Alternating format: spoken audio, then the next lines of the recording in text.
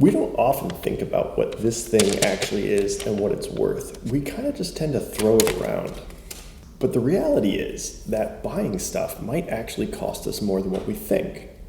What do I mean by this? Well, we buy stuff all the time, and the cost of buying that thing, spending that money, in essence, takes our opportunity away from purchasing something else, right? The spending power with the dollar can only be used once. Oftentimes, by purchasing something or paying for something or doing something, we don't consider what it prevents us from doing otherwise, what else we could get out of that dollar. We don't think about our spending habits, our budgets, our goals. I was recently cleaning out my car, and I came across 20-ish of those Dunkin' lid filler tops that they now put in the cups. And I started thinking, and I realized how much that's actually costing me, right? I buy probably somewhere around 5 coffees a week. 5 coffees a week, $3 a day, $15 a week, $60 a month. All right, I'm getting something out of it. I'm enjoying it. There's an experience to it. $720 a year. That begins to add up. All of a sudden, if I just stop drinking coffee, I've in essence created $1,000, give or take, of spending power each year. Because sometimes when you go to Dunkin', you're with somebody else, you gotta buy them a coffee, ipso facto, it gets run down the line from there. I don't think we consider those small spending habits that we have that just add up over time. Have you ever woken up and thought about what it costs you to wake up each day? Right? Add up all your monthly expenses and then divide by 30. House, food, phone, car, subscriptions, right? Netflix, Hulu, all that stuff, all adds up really fast. And we don't think about that. We kind of just go into it because it's part of this societal expectation that we have. Instead of spending $3 on coffee at Dunkin', where I kind of feel bougie, I could go to Cumberland Farms, right? $1 for a cup of coffee. But what's the problem with that? When it's made wrong, I don't have anyone to blame but myself. We don't like that accountability. We like going to the drive-thru and having someone make us our coffee. It's a symbol of status, right? It's that car. It's the new car that everyone wants. We're humans. We like glittery shit. That's just part of us. That's why gold is worth so much. Platinum, silver, all those nice metals that we enjoy that some guy looked at one day and said, that's worth more than something else. An arbitrary price was applied to it. And we strain our budgets to fit in with society and what it thinks we should be doing. But that's not usually what's best for us. I was joking around with somebody, and I said, it was about the type of wine I drink, right? And I was comparing it to what I used to drink like 2 years ago. And I realized I'm drinking a different kind of wine now because I can afford a different kind of wine. And it's only about $3 more a bottle. But what is that $3 getting me? What's the value I'm getting out of that $3? Is it worth me spending it there? And we don't usually think about that. We kind of just think, I've got the $3, I'm going to do it. More importantly, what do those $3 spent on the bottle of wine prevent me from doing somewhere else? If I have $3, I can spend $3 on it, I might be able to justify that cost and drink it. Or maybe I just enjoy it more. Maybe I can taste the difference. Maybe they're doing a self-sustaining grove, right? And that's important to me. And I want to make sure that we are taking care of the planet as we use it. And maybe that's worth that difference in price. But value can be subjective. With investing, there's a thing called valuation. And it takes into account all the different parameters that a brand uses, and it produces a value of the company. And this is what begins to drive the stock price of a company. Not the value of the company, the stock prices of the company. Value is almost what their potential is. What they can do, what they can produce. What's their opportunity in this? Can they streamline something they're doing and create a better method, therefore being more efficient and more cost effective and more profitable? Can they look at a industry and revolutionize some little widget in it? What's their leadership? How is their current business going to grow? Or how is their current business going to shrink? Companies can be overvalued. That happens all the time. But we don't consider that when we make our everyday purchases. And I think we end up wasting a ton of money doing little things like that. Ultimately, when you're buying something for yourself, It usually comes down to what you have in your wallet, because we want to enjoy nice things in life. We don't find the need to go out of our way to buy cheaper things because we're not going to enjoy them. Realistically, we look at our wallet, we see the $3, and we buy the thing we want. There's a fine line between wasting money and spending money. And it's recognizing those differences that help us understand the power of the dollar and the potential it has when it's not committed to being spent on something in particular that's overvalued. Mike Tyson was one of the highest paid athletes at one point. He was worth somewhere around $400 million. And then he filed for bankruptcy, $23 million in debt. And you think, how did that happen? How did someone with $400 million end up in debt? And it comes down to really simple economics.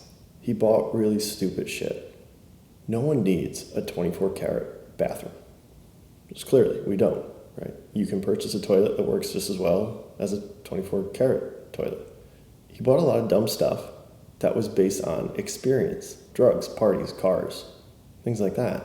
He wasn't thinking like a businessman, he was kind of thinking like a jackass. In the past week, though, he's taken a different approach. On Twitter, he announced he's all in on Solana. He thinks that is the business and that they're going to take off.